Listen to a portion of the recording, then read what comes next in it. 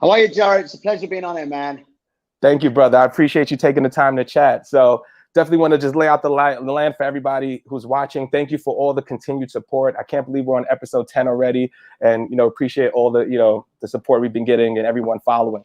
But the LinkedIn All-Star segment, just to give everybody a lay of the land, I wanted to create this segment, as you guys may have known. I started creating content back in November on LinkedIn as a way for me to create outbound sales opportunities for myself and for the company, right? And I wanted to be more personable about how I do my outreach. And so I started creating content and doing storytelling, right? And David is actually one person who I followed heavily in the beginning of my process and my journey.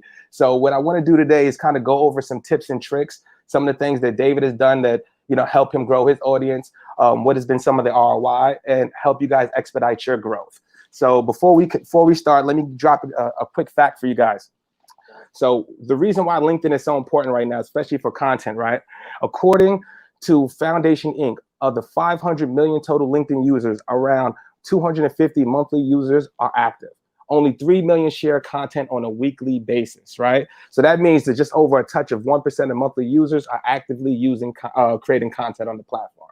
So there's a huge content deficiency. So if you're wondering why you see the same 50 to 100, 150 people, is because nobody else is creating content. Nobody else is doing it. So there's a huge opportunity to grow your brand and your presence. And I think that's a great segue to start for the questions, David. I'd love to know personally from you, man, when did you get started, and what were some of the things that helped you grow your following to what it is today? So a lot to answer for one question. Yeah. I'll start off with why. I'm going to start off with the why I joined more than when I joined. So I joined actually a year ago. The reason I joined was actually very simple. I was working in the food industry at that moment in time. Mm-hmm. And one of my colleagues, when I joined their company, they told me they have 6,000 leads. I'm like, yeah, damn, One of the colleagues, gives me the leads, and he tells me, log into my LinkedIn account. I had no idea, literally. I've heard of LinkedIn. I had no idea what it is. Mm-hmm. And just, these are all the connections that he'd literally built up over a year of time, real connections, real target market, banging out. So happens to be, he'd exported all 6,000 leads, the ones that had numbers, emails. He did a full, I don't know if you can do it anymore, but you used to be able to pull everything from LinkedIn. You can still do it. You do export to all your contacts. Yeah. But the vast majority of people nowadays don't put a number on there anymore. So that's how much I've seen change in the past year. But I tell you, so next, I'm calling up these people, right?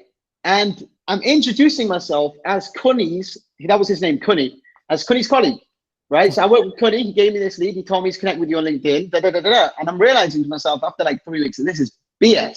Why am I calling, saying, hey, I'm Jared's friend? Like, just be their friend, connect with them, get to know them, and then call them.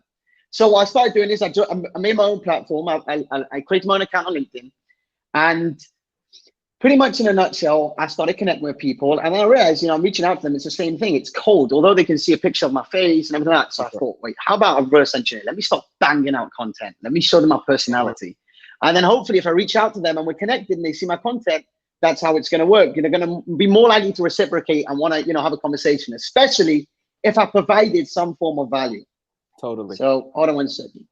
Yeah. So that's what happened. So I joined LinkedIn. I started creating content. And you had 2 questions. You said, when did I join? And what was the... Yeah, so first of all, I'm impressed with your following and what you've done, man. So I've been following you for quite some time, man. I think, what are you now, 60,000 followers? 60,000 connections, 58,000 followers, something like that? No, it's 30,000 connections and nearly 30,000 followers. The max is 30,000, so connections. Whew. Well, for a year mark, that's incredible, right? So what are some of the pieces of advice, or what advice would you give to a new content creator coming on right now? What have you seen work best for your particular strategy? So for me personally, honestly speaking, I can't talk for everyone, and I can't talk for every industry, because every industry does differ. So depending on what you're trying to sell and how you're trying to, but in general, trying to stand out from I have to apologize. I'm doing this on my phone and it's getting good. These, I might cut off because I'm frozen on the camera. No, you're good to go. Okay. So pretty much in a nutshell, what was I saying? Yeah, how you grew the following. So what works best for you? No. So with me, every industry is different, right? So you never know exactly. I can't talk for everyone what they should do. What thing I can talk about what I did in my industry. I happened to have my first industry. I was on LinkedIn. I had a leverage point. We were selling something that other people weren't. But now I'm in the commercial real estate industry, and my whole screen has crashed up. By the way, it's making a bit noise. And pretty much in a nutshell, what enabled me to really, I don't like the word dominate, but excel on the platform was way more personalized content in the sense of my own personal experiences, journey, and life in general than business related content. So what I try and do is create a funnel of people that are interested in getting to know me. Once they know me, okay, we can have a conversation and then talk about business, how we can provide value to each other, you know, how can I help them, how can I help them, etc. But instead of it just being me, business, I'd rather build the guru name as David Stanton than the guru name as David Real Estate.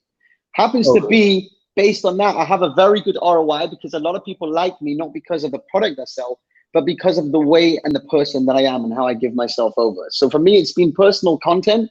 Talking about my life experiences and journey has really enabled me to excel way beyond other people. And that's due to two things.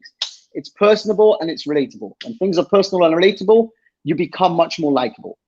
Totally. I've seen the same experience for me, right? So I'm in the SEO industry, right? So for those who don't know, like SEO is dealing with, you know, Google visibility, you know, the search engines, things of that nature, right? And it's not the sexiest of topic, right? So with that being said, I was thinking of ways, right, similar to you. How can I break down the sales barrier and make a personal connection with the people I'm actively targeting, right? So SEOs don't know me. I don't do SEO on the day-to-day basis. I'm not in the weeds with it, but what kind of value could I bring, right? And the value I'm bringing is my personal experiences and my stories, right? Some of my best posts were about me, you know, how I first got into the sales industry, right? What are some of the things I overcame? I came straight from college. I had my child at the time. I was being a waiter at Starbucks and all these other places, you know what I mean? And I need to do something different. And next thing you know, I'm in a sales position and I'm crushing quota and I'm the top performer there, right? So those are the things that people see and they connect with it and they say, wow, that's really amazing what you've overcome, or that's amazing what you've been able to accomplish, right? And it breaks down that barrier. So now when I do say what's up to you or say, hey, or bringing value, it's,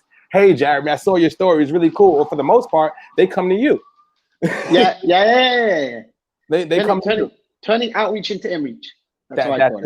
That's it, man. Let me ask you, I don't want to ruin this thingy. My whole thing is frozen up. Like I can't see you live. It's like literally a screenshot. Wow. Is there any way we could fix that on the spot or not? I'm not sure. To be honest, I see you perfectly. Everything. You see me moving? Yeah, everything. Yeah, but I'm seeing everything frozen. So I can't. It's easier if I can read your facial reactions as I'm talking. I know, man. I'm sorry about that, man. I don't know if we could do it right now, but okay, it's all blessed. Let's just go. Yeah, we can. So matter of fact, being back to I'm gonna use a go after a line because we're supposed to have Sam Downs here, who's a LinkedIn top voice. We're having some connectivity issues, but I'm gonna read something from one of her quotes from the top voice and ask you a question, right?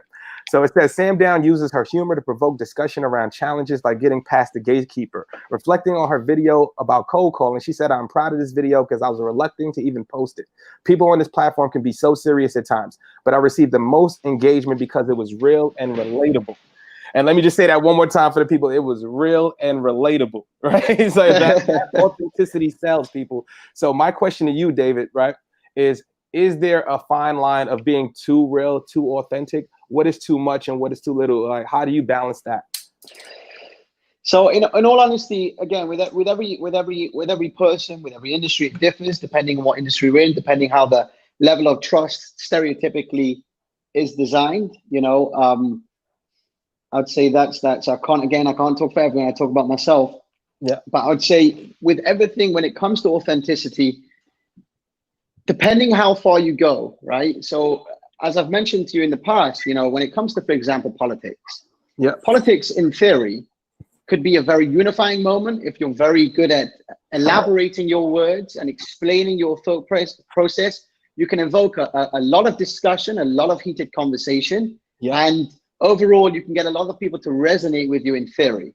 Okay. At the same time, it can backfire. People can take your words out of context and then say, you know what, I'm not going to be connected with you no longer. You've pissed me off, right? Exactly. So as Phil Knight, the founder of Nike, once put it, after an interview he did, after the whole Colin Kaepernick kneeling at the national anthem, with the Nikes, if I'm correct, Nike's stocks dropped down, and then within 1 year they've increased in sales. I think, I might be wrong, I think 13 or $3 billion increase in sales. I'm not sure.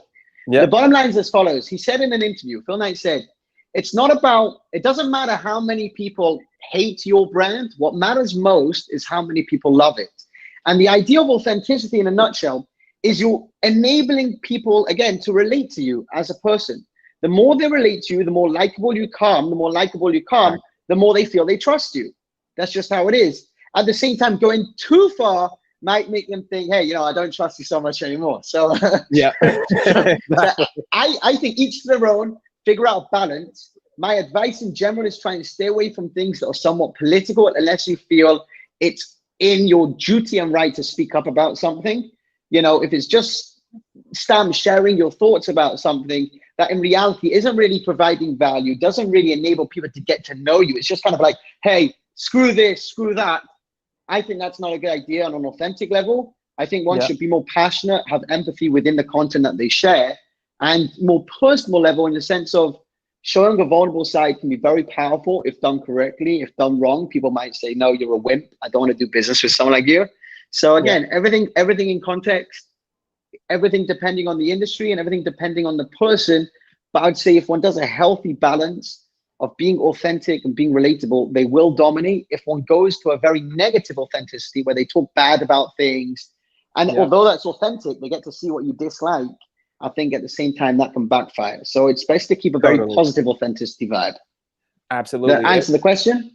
No, absolutely, man. And I would even add to that, just like you said, be broad, right? Stay away from topics like, for me as an African American, I want to talk about certain social injustices that's going on in the world, right?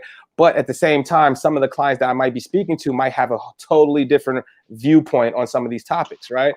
Now, do I want to negate that? Do I want to be honest and still keep it real and say what I feel? Or do I want to get the business? And that's the fine line you guys have to do. So what I really suggest for people is, right, just keep it personable, right? Like share your family content, right? I shared a post on Sunday, me taking my son going jet skiing, right? 10,000 views, right? Does it have anything to do with my business? But I also got 20, 30 different DMs. Like, it looked amazing. You're a great dad. You're a great person, man. I really love what you're doing. And those could lead to opportunities.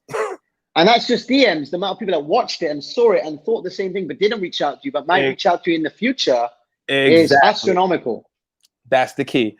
That's the key. And actually, that's a good segue to another question, right? So being that me and yourself, we're storytellers, we like to share a lot of personable content. So what do you suggest to tell somebody, how do they drum up business from personal content? What if somebody's saying, well, I'm in a space where, it's very product focused and I want to become a thought leader. How would they become that? So I'll tell you. So for example, if I'm selling, right, coffee cups. So the vast majority of, like we discussed right at the beginning, like you mentioned right at the beginning, the vast majority of LinkedIn doesn't post in the slightest. And if they do post, the 1% that does post, surprisingly, is very easy to dominate over them. Like I said, I don't like the word dominate. I like the word excel, whatever the word is. Yeah. The moral of the story is this: the vast majority of people that do post content post very, very business related content, which isn't personal. It's like an article, industry related, which in theory is very interesting, might provide value to that target market. But again, it doesn't really enable me to get to know the person that's posting it. So I know what the person's sharing. Thank you for sharing it, but I don't really know you from it. So what I would do instead is, let's say I was selling these coffee cups, is I'd talk about my experience, what made me get into the industry. How many coffee cups do I sell a week? What's the challenges I face in the coffee cup industry, right? How do I generate leads? How do I get on the phone? What do I say to people? My sales advice, my communication advice, all of that stuff is personable, but it's business related. So at the same time, people are getting to know your product because they're seeing your day-to-day routine. It's like vlogging. They're seeing what you're up to. They're seeing your day-to-day routine. And at the same time, they're getting to know you through what you're sharing. They're seeing your product as well. That's gold right there. That's gold right there, man. That's share the journey of everything, baby. That's it, man. Actually, another one for you, man. I know. All right, and actually, I'm gonna lay it up for everyone else, right? So I want to ask a question regarding pods, right? So for those who are not in the know or don't necessarily know what a pod is, right? So pod is basically, let's say, 20, 30 different individuals, right? They have a content strategy and they basically align with each other to like each other's posts in order to boost their engagement and their visibility on LinkedIn, right? It was one of those in the know things, right? One of those things that wasn't on feeds a lot. You just got a DM from somebody you didn't know. And you're like, hey, do you want to be joined on this group? And then that's what it was. But there's some downsides and there's some upsides to it. So I would love to know your opinion on pods and what do you suggest to people up and coming who may get an invitation? So for me, pods is like pods for me is a very touchy subject because I'll explain this in a second. Okay. On a strategic level, for a regular person that's creating content, if they identify a pod in the sense of, look, when I post content, not everyone's going to see it, not everyone's online, it's not going to send it to my entire network, it only sends it pretty much to the people that engage or the people that view your content often. That's how LinkedIn pretty much feeds it at first until they engage and then it pushes it further. So what happens is if someone says on a strategic standpoint, they want to join a pod, but the pod isn't just a random pod of people they don't know. It's, hey, how about you, Jarrett, Sam, we know each other. How about we get in a pod and we share each other's content and we help each other boost it to get more publicity exposure. That I think is okay in my sense of pods. I personally have never used a pod in my life, right? Because I'm very about organic. I want real people to say real comments. I don't want any phony friends to just be like, hey, brother, cheers, brother. I don't need that stuff. I want real people that watch my stuff. But on top of that, I do understand why pods could be very beneficial to somebody that hasn't got a large network, doesn't have credibility yet, and the algorithm doesn't feed their content out to a lot of people. My only issue is on an ethical standpoint of marketers on LinkedIn in specific and platforms like Instagram. See, an Instagram, let's take, for example, an Instagram model, right? Yeah. So you check out her Instagram page, she gets 35,000 likes a post of her in a bikini, whatever it is, okay? Yeah. You cut that part out. She has 35,000 likes, she has 100,000 followers. So a company comes over and says, listen, I would love you to advertise my product, my energy drink, whatever it is, okay? So she says, awesome. She charges $15,000 a post because she's going to generate them close to about 250,000 views. Now, the problem is the vast majority of her audience are fake. She bought them on Fiverr, whatever it's called. They're fake followers, they're fake likes, and it's fake metrics, which means to say you can literally go online and pay $10, $20, and they'll give you 100, 300, 500, 1,000 likes, however much you want, which gives off the illusion that you have credibility. The problem is, to me, is if a marketer is selling their product as, join me, I am going to teach you how to get engagement on LinkedIn, and their entire engagement is fake, I find that a little bit ethically dishonest.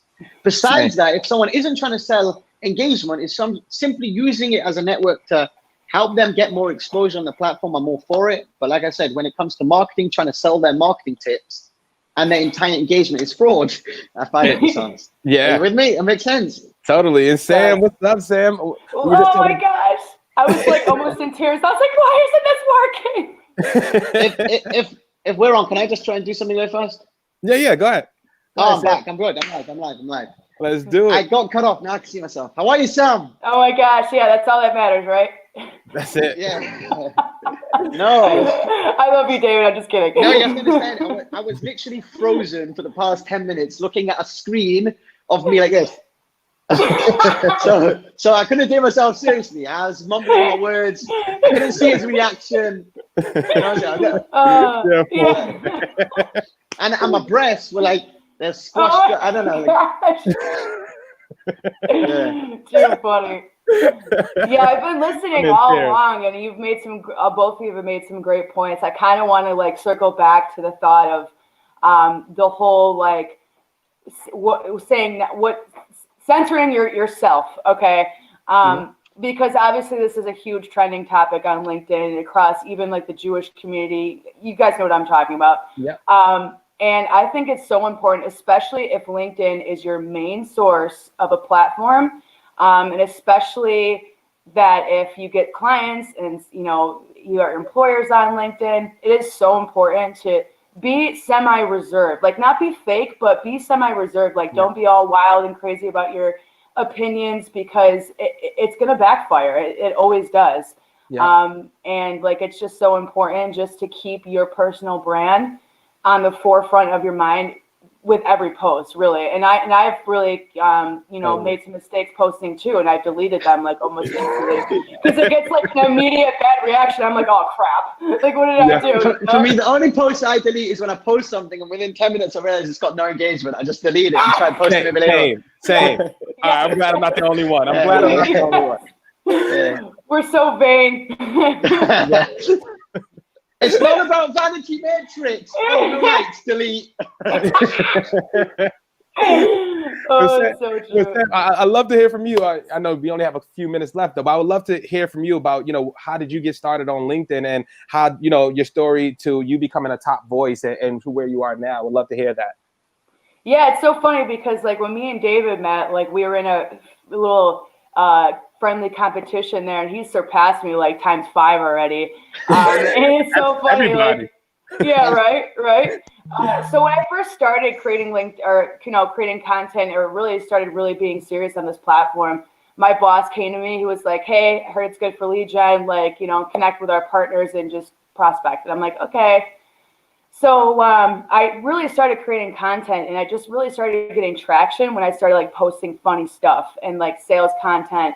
But the moment I started really like stop being so scripted about it, because I would literally plan out my entire video and it was just awful and robotic, like a sales call or something. So once I stopped doing that, then like the authenticity came out. Like I built a community, and that's really what helped me like become the top voice. I usually don't even like to talk about that, but that's what really is, just the community behind it, you know, being trending in the hashtag sales. And creating discussions within your content. And that was huge. Absolutely. And what has it been like since then? You know, you're like a celebrity to me on LinkedIn. So you already know. Me and you are like that. As soon as I saw that post to give everybody some context, as soon as I saw the top voice, right, I connected with Sam immediately. I was like, Sam, what are you doing? What's up? I need to know you. Can we talk? Because I'm not doing things right. I don't know. Right. So me and Sam just had a conversation. We ended up speaking on the phone, and then we built our relationship to what it is today. And I'm definitely proud of, you know, everything you've been able to accomplish. You know, I follow you. Same here, brother. Yeah, you know that. So I'm curious to know, like, what's changed since the top voice, though, like in terms of, you know, just visibility. How has life changed professionally? So, I mean, I definitely believe that it's given me a boost of credibility in that terms, but in terms of like maybe a few, I only saw really like a few extra thousand, like maybe 1,000 to maybe 1,500 of followers, and I thought it was going to blow up overnight. But it didn't, and that's fine, because like I almost rather it be like that, because I love the organic reach rather than, oh, I get featured in some article and then like I get like 20,000 followers, but they don't really know who I am. But these people that have really followed me have followed me throughout my journey. And that's more that I'd rather have like 9,000 or like 10,000 people that I've made a personal impact on than like 100,000 followers. Honestly, like truly, like, I really doesn't care about the numbers to me in a sense. It just matters like the relationships that I can build with. And I couldn't imagine my DM box like with 100,000 followers. I couldn't do it. I couldn't do it. No, I couldn't. I'm the same. I'm like in that same boat. Like right now I'm at what, close to 7,000. And I know I have a tribe. You know what I mean? I know exactly who's gonna like my post. I know I have people that I help on a regular. I really care about impact, right? Because I've had DMs from Germany, France, England, Africa. Like, Jared, man, you're so inspiring. And in all actuality, I'm just a dude creating content from the Bronx that's trying to get a sale with you. You know what I mean? Let's keep it real. You know what I mean? But it's just that even that is so humbling. You know what I mean? And it drives you to create more content, make these relationships. I know me personally, without LinkedIn, you know, I've met more people in the last 6-7 months on LinkedIn than I have in 9 years in my whole entire career. That is that simple, guys. And I'm curious to hear anybody from anybody live right now. Is there any questions that you'd like us to get to today before we head off? Also had another good question for you guys. So, Matthew, did you say what you felt about the pods? Oh, man. I know you got invitations. I'll be really brief about it. Just don't do it. Just don't do it. Like I said, that organic reach, man, it's like when you use like a bunch of Roundup in your vegetables and stuff, you're going to give people cancer. You know what I mean? Like, it's about that organic reach, that nice soil, those nice roots. You know what I mean? You got to build that to get that nice juicy ripe tomato, you know, and that's like how that was really stupid analogy, but you know, you get it. So just like keep your organic reach, keep it fresh, keep it funky, and that's it. Cool. And I definitely agree with you guys on there. So let's just, before we end it off, what's the one biggest piece of advice would you give to somebody else who may be watching right now that's looking to create content, but is like, I just don't know how? What is the one biggest piece of advice would you tell somebody? I would say start with building relationships with people like me and David and you, Jarrett. Just start building those relationships with content creators. Start getting the inspiration. And then, you know, I know, like, I could think of 100 content creators right now that would love to do a collaboration with somebody just starting out just to help them out. Totally. I would do that. You know what I mean? And it gives you a nice little start and a nice little push. And just maybe get a little mentor, obviously a free mentorship, obviously, but you know, just build a Let me jump in there. On top of that, it also gains credibility. So a lot of the time when you team up with somebody that people already acknowledge and recognize, even if that person gets 5,000 views, if that person's a consistent content creator and you team up with them, you do a small video, a small podcast, whatever it is, naturally when that gets aired, you've gained credibility because like, hey, you know Sam, I'm a big fan of Sam's, I'm going to connect with you. Totally. Yep, exactly. Totally. And also, no, I want to put an emphasis too. Not just focusing on content creation, it's also engaging is just as important, right? Ooh. It's just as important. So you can't go in there thinking you're going to start, you're going to create content, you're going to have people, you're going to have a tribe. If you don't have those conversations, you don't engage on those comments that they have on your post or comment on their posts. You know, when you see their posts come down, even if it's not in your industry, just give them a like just off GP. I do that a lot. You know, like, hey, that's one of my people's. Hey, I'm just going to like it because I want to boost their visibility. You know what I mean? So engage with people. I know you do that too. This is actually a very good trick. So then if someone actually posts something, right, comment something on my feed, which is a little bit negative, I immediately go onto their page, okay? You're listening, I go onto their page and then just like 100 of their posts in a row, spam them with likes. I comment amazing stuff. And all of a sudden, Bob's your uncle. They are my closest of friends. You know what I'm saying? I love that so much, David. You are so on a way high. I haven't thought of that. Oh my God. So just one little story before. So this guy, this is when I first started, okay? This guy like made a really awful, nasty, mean comment about like my looks and my eyebrows. And you just don't mess around with my eyebrows. Like it took me months to grow out these things. Like I love them. Yeah, people talk about my chest there. Yeah, exactly. And so you know what I did? If he's watching, like it was me. I actually, you know how you can like anonymously mail somebody a glitter bomb and it shoots out like 3 ounces of like glitter everywhere. It's so hard to clean up. Yeah. I anonymously mailed him one of those, and I'm just like, you know. So he opens it. I wish he knew it was me because, like, that's what you get for trolling, just being a troll. So that was my take on But David Stanton is so. I glitter his feed with love. See, it's awesome. I should have done that, and we would probably have been best friends. I'm gonna be honest with you. I haven't had to. I'm waiting for I haven't had much negative. It's good. That's good. Yeah, I just haven't. When you start receiving, you know you're making good noise. That's it, man. Nathan said he's anonymously sent a potato to so many people. Yes. Like, what is this potato? I wish we had an hour for this, man. I would love to talk to you guys more, man. But I just want to say, because we're at the time now, I want to say thank you guys both. You know, you guys both were instrumental to my performance and giving me motivation and inspiration to keep going, especially even through the quarantine and things like that. I had a time where, you know, I was in a funk. You know, that's another important thing that I think we should do, man. Have some fun with this. You know, it can be a lot at times, right? Don't put so much pressure on yourself, right? Take a day off. You know, it's okay to do that. People will still love you for it regardless. So I want to thank you guys both because, you know, I genuinely like you guys, love you guys. I owe you guys a beer when you're in New York City. We're going to do our pizza challenge, Sam. We're going to do that. I got you. Kosher pizza. Let's do it. So thank you guys both. Shout out to everybody who's watching at home. Thank you for enjoying the 10th episode of Rankable. I really appreciate the support. We're getting better and better. Special shout out to the iPullRank team. Love you guys. Also the marketing team, Kevin, Nathan. Thank you guys for all the assets, all the behind the scenes work. None of this is possible without you guys. So thank you again. Love you guys and see you guys next week. Appreciate you. Peace. Peace out.